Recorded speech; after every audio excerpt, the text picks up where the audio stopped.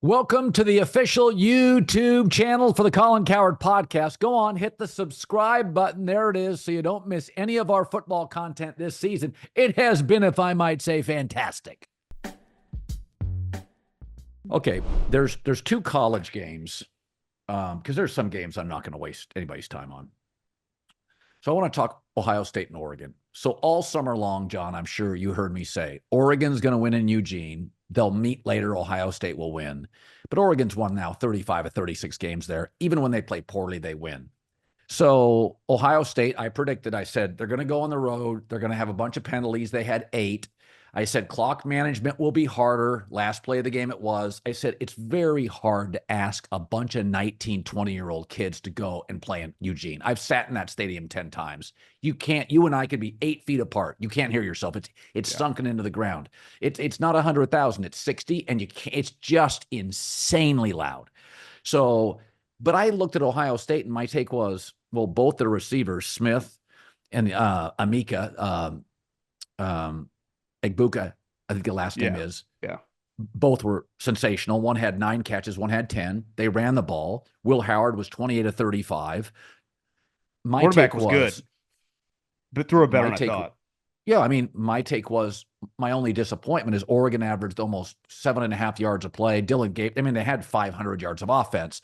So, and listen, I don't love that for Ohio State because I think they have so many elite athletes. I don't think Oregon should. I mean, Oregon got pushed around by different defenses this year, including Idaho. They're obviously a better team. But my takeaway on Ohio State is they're going apoplectic. And I'm like, no, that's what it looks like when an eventual national champion plays in one of the 5 loudest stadiums against the team that's also capable of being in the Final Four. That's as good a loss as you can have. Yeah, I personally just hate Ohio State. This is one of those teams my whole life I've just kind of rooted against. You don't really have a reason, but I'm not the biggest Chip Kelly fan either, and I wanted to hop on the bandwagon about Ryan Day and his record, but that's not the game to do it, right? You lose to Vanderbilt, like I gotta kind of eat it on anything, if you're coming at me about Kalen DeBoer. But I do think it's fair, though, at the end of the game, he has a timeout to run it out. I think there's a lot of people that I think it's up for debate a little bit. Did they mean to have the 12 guys out there? Because you can throw a penalty without it. If it does happen, it works in your favor, but it also can work against you and give them some free yardage. But regardless, for the game to end like it did, him sliding when they got a timeout in their back pocket, and let's face it, they've had some worse losses. I would say the last couple years to Harbaugh, much more embarrassing than that.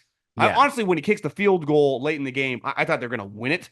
Yeah. Ohio State. I was like, oh, this is going to be a crowning achievement for Ryan Day.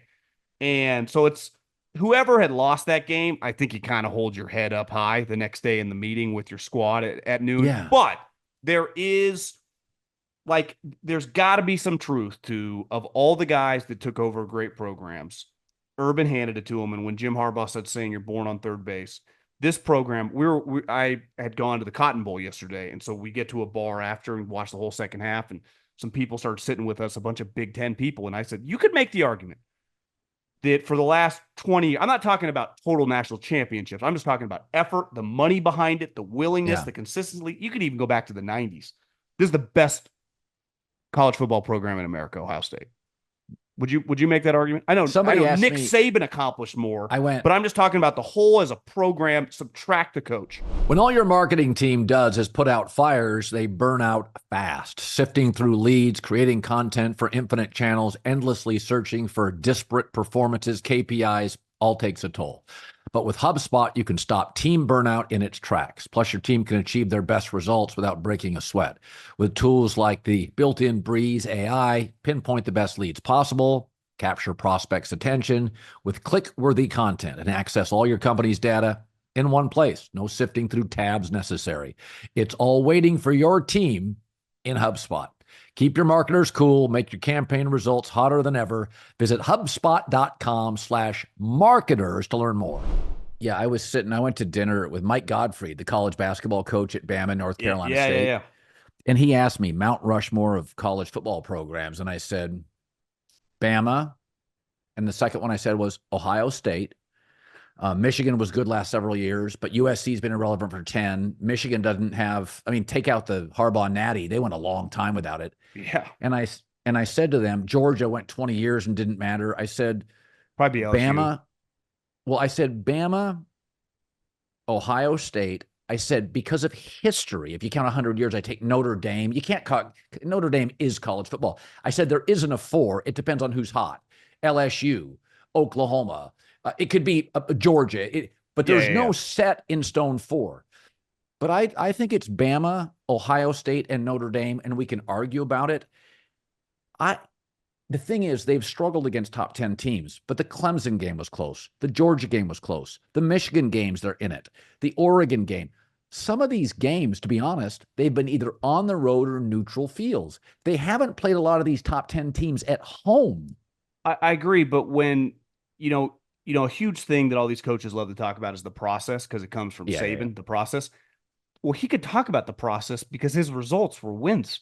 So you wanted to know how he got there. Like, I want to know how Jeff Bezos built his business. I don't want to hear from the guy that went bankrupt. You ultimately judged on this sport, win or lose the game. And I think I think it is fair to go. And when they get in these big spots, whether it's against Georgia, whoever the teams end up being, because I think it's fair to say after watching college football over the course of so far, 5-6 weeks, it's going to be pretty, Texas is loaded. Ohio State's loaded, but they can lose. Like if Quinn Ewers is off, they could lose in the Elite Eight. So can Ohio State. And you had faith Saban or Urban were going to win the game. I think it is fair for any Ohio State fan to go, I don't know for a fact. Like, I don't feel great about my guy closing this game out, even though our team is. It's not really arguable that them and Texas have the best rosters in the country. No, Texas and Ohio State are the best teams I've seen. Bama's defense leaks oil. Georgia's offense is limited. I think Ohio State and Texas are like a notch above everybody. I think if the Buckeyes were on a neutral field, it was like a bowl game, or if it was in Columbus, they would have won that game. I think Oregon, I think that home field is literally a touchdown. I think that, I really think. Wouldn't argue with you there. Hey, Will Howard, despite the fact they couldn't hear, they ran the ball. Their 2 receivers were good. Howard was accurate. I came out of that game and I'm like, if they meet again, Ohio State's winning that game. And that's not a shot, because I had said, Oregon's going to win this. It's going to be close. I took the points, money line. I was like, Oregon's going to win this. I think I was kind of, they had 8 penalties, couldn't hear a couple times. I was kind of impressed with Ohio State. I really was. I was surprised.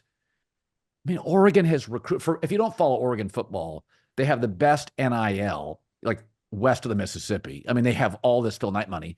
Dude, they have nothing but 4- and 5-star guys. I don't think people understand how well they recruit and how well the NIL, like Oregon outside of Texas may have the best NIL in the country.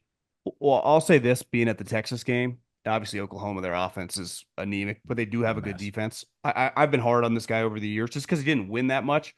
Sark as a play caller is elite. Like it was really impressive.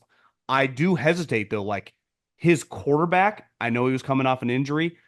I'm sitting there live going, well, this ain't the number 1 pick. And as the game's going, when I draft this guy in the first round, and Sark was really good at kind of scheming around him, throwing a lot, and he ran the ball. And Sark, the one thing with Ryan Day, loves to pass. Sark loves to pass too.